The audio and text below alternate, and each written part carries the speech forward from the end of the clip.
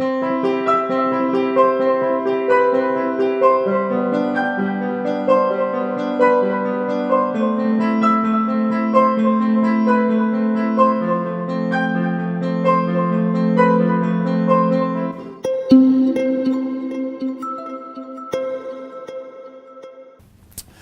to Family and Community Focus, and with me today is Joy Guarino. Joy, welcome. Thank you, Kevin. We're here to talk about kinesthetic learning and the use of service learning as a pedagogy. Joy is an associate professor and coordinator of the dance program at SUNY Buffalo State. Earned your Master's in Fine Arts from Temple University, and you have a New York State teacher certification in dance, and has a combined passion for dance and community welfare. You presented nationally, internationally on kinesthetic learning, service learning, and community engagement. And you've worked creatively with professionals and students all over the world. So today, the first question I have for you in our conversation is going to be on kinesthetic learning and what is kinesthetic learning? Well, we have a few different learning modalities, auditory, visual, kinesthetic, and tactile. And kinesthetic, tactile are often brought together because they have to do with the body or embodying a concept. Usually teachers use auditory and visual in their classrooms, and that's true through pre-K to college. Showing videos, reading books, it's very implicit learning. With visual and auditory, the student isn't as engaged. It's really coming from the outside in. With kinesthetic tactile learning, it's an applied learning. They're learning through doing. So the student is involved and engaged in the learning process while it's happening.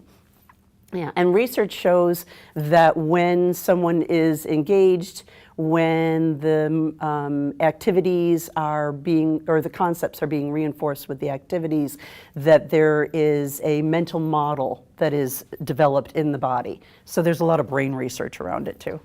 Some ways I just thought of the formation of letters, for example, with your body would be a form of kinesthetic kind of movement. Right. Right. So like the YMCA song that a lot of people got used to. That's right. And so everybody remembers that song. They can sing that even if they only heard it once and were involved in doing those movements for the rest of their lives. So that's probably a good way for people to visualize. Yeah. How did you become interested in this or the research of it? Well, when I first started at Buffalo State, I had a teaching dance class, and we were going over to what was the campus school, and we were involved in the classrooms there. I had my students, even though it was a teaching dance class, I had them design some movement activities that reinforced the academic concepts that the students were learning. And the teachers loved it. My students were really invested in creating these cool lesson plans. The students were learning, they loved it, they were super engaged. And so everything that I was finding in the research about the value of using movement to teach academic concepts was being reinforced. But as soon as I left, the teachers went back to using their worksheets. They went back to doing the visual and auditory work. And I thought, what's going on there? You know, it was really proven right in front of them. Yet, as soon as I left, my students weren't involved anymore. They stopped doing it. So I started digging a little bit deeper to find out what was going on. Is it because they didn't have those tools in their toolbox? Is it because they are uncomfortable with their own bodies, and so to have that kind of movement going on in their classroom was uncomfortable? Was it because they thought they might lose control? Right? When children are up and moving around, they're a little bit more rambunctious, a little louder. And so I just thought I would start with my research there. So the research really isn't about the value of kinesthetic tactile learning for the student. The research is about why don't teachers use this methodology when it's been proven to work. So it's, in some ways it could be seen as a supplement, or maybe that's not the right word for it, but a supplemental way to practice what you're engaging in the cognitive way. Like you're learning about it on a sheet of paper, but you're learning about it through rehearsal, but you're also going to move some movement, and then it gives another practice, a little bit of practice, and supplement the other kind of instruction. Right. I mean, it can go back and forth, right? You can teach a concept using kinesthetic tactile methods and then reinforce it with a worksheet. For example, it's interesting, right? Everybody thinks that because I teach dance, that it's automatically everything that I do is kinesthetic. And that's not necessarily true. I teach classes that are pedagogical classes, dance appreciation, dance history, even things like my teaching dance class. They're not really in the dance studio dancing. They're learning how to teach. It's a methodology class. So for example, when I'm teaching muscles and bones, I'll have my students touch their quadricep, their bicep, right? And they'll touch it and they'll touch, rub, touch, tactile, and say bicep. And bicep, bicep, bicep. And it's really kind of interesting when they go to take the test for me and they draw out their little muscle person, they literally are touching their arm and remembering that they said bicep. So it can be as simple as that, yeah. Yeah, it's a good way to remember things. But now you've tied this into with service learning, and maybe we can talk a little, what is service learning, because you are the coordinator of our college's faculty, our service learning. So maybe you can tell us a little bit about what service learning is and how these two are linking together for you and for your students. Sure. So I've always believed in service learning. Even before I came to Buffalo State, I was at the Center for Social and Emotional Learning years ago, and we introduced service learning to high schools. And again, it's a little different than community service, right? Community service is mostly a volunteer effort. In service learning, the service experience or the activity is directly related to the learning, the academic concepts that are being taught in our classes. So there's an objective for what the student or the participant is going to learn, as well as the consumer of the That's right. what you're doing. So these days now, as a matter of fact, to reinforce that, the word service and learning, there's a hyphen between the two to show the reciprocity that goes on between. So I would first I meet with the community partner to find out what the concern is or where they might need some service.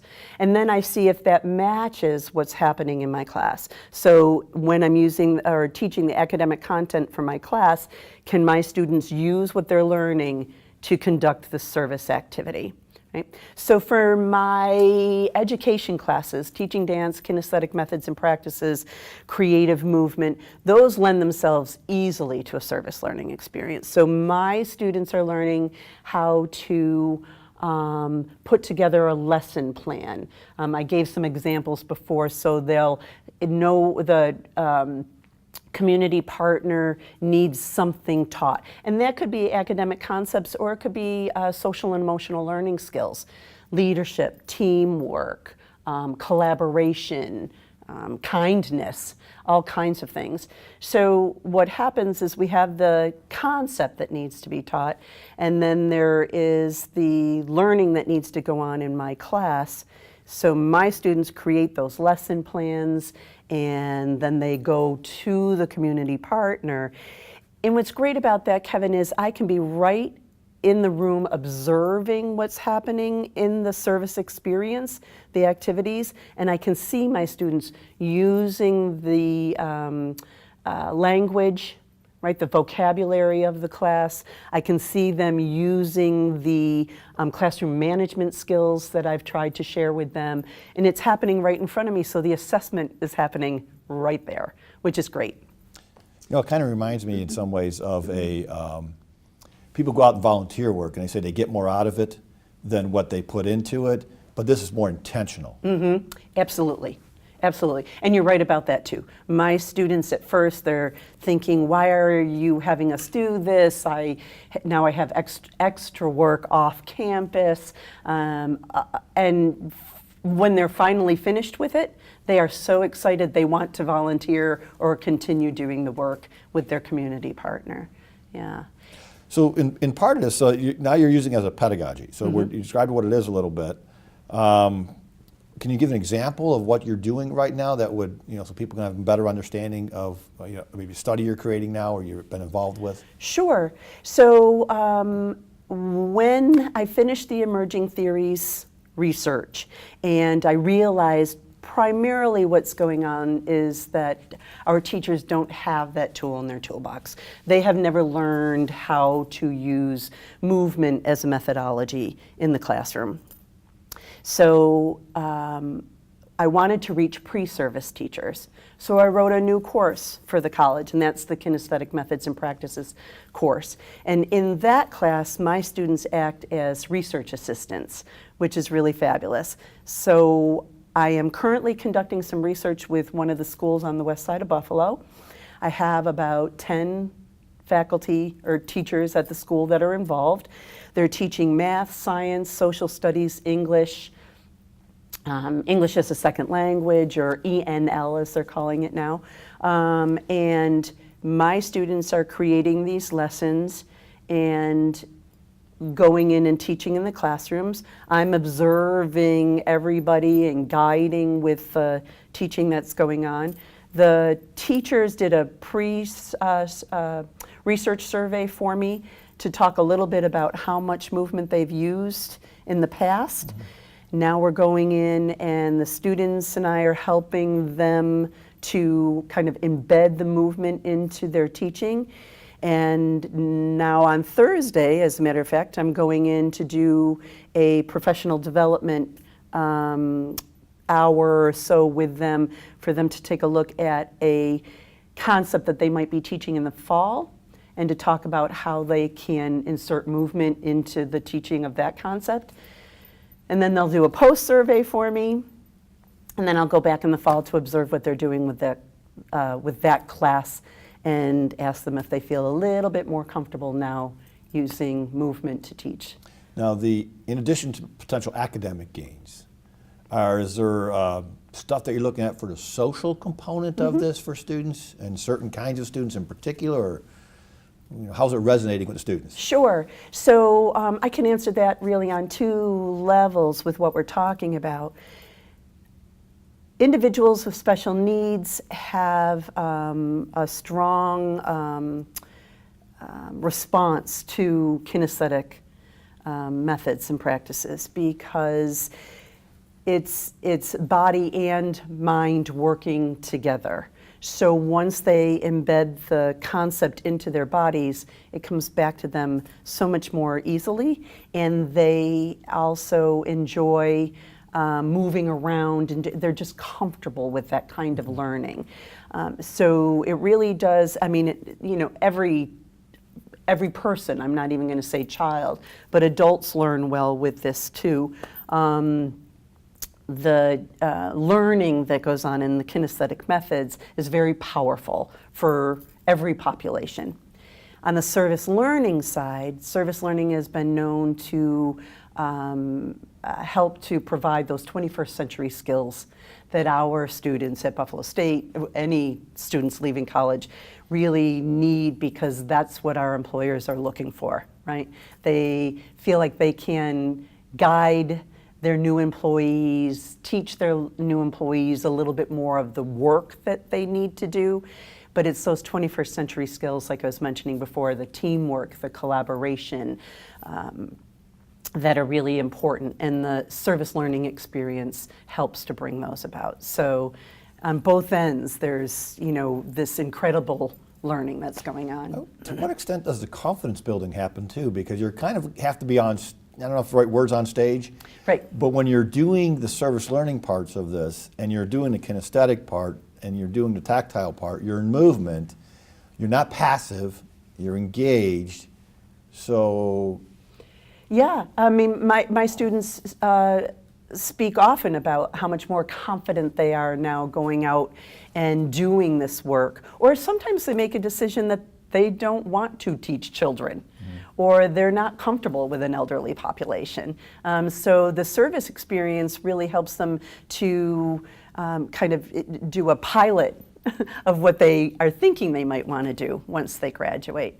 But the confidence level of being in front of other people and actually using the skills that they've been taught in a real life situation is very helpful to them. Yeah, it's interesting. The social skills aspect, when we teach children new skills for socially, or adults, we're working with adults in some community setting or something like that, and we're trying to do it. Rehearsal of the behavior, behavioral rehearsal. That's right. And of course, as a dancer, I know how important rehearsal is. Yeah. So, talk a little bit maybe about the impact of the direction on the dance program it's having, and maybe other parts of the institution, or other programs you're seeing, or are you seeing majors, or are you seeing actual people in teacher education, or perhaps in a different major, engaged social work major undergraduate students? Would they be engaged in this, and what are you seeing there? Yeah, that's a great question. In the Kinesthetic Methods and Practices class, I have students from every background, right? So they're coming from education, they're coming from social work, they're coming from psychology, philosophy. It's really kind of interesting who's coming to take that class. But this whole process, it's kind of been stepping stones in building, has opened my eyes to the dance program in terms of, most dance programs in the United States are still developing dancers and choreographers. So a few years ago when I was on sabbatical, I took a look at what are our students getting jobs, right? I went around the country and did some international interviews and asked, with your program, how many of them are getting positions in major companies, et cetera.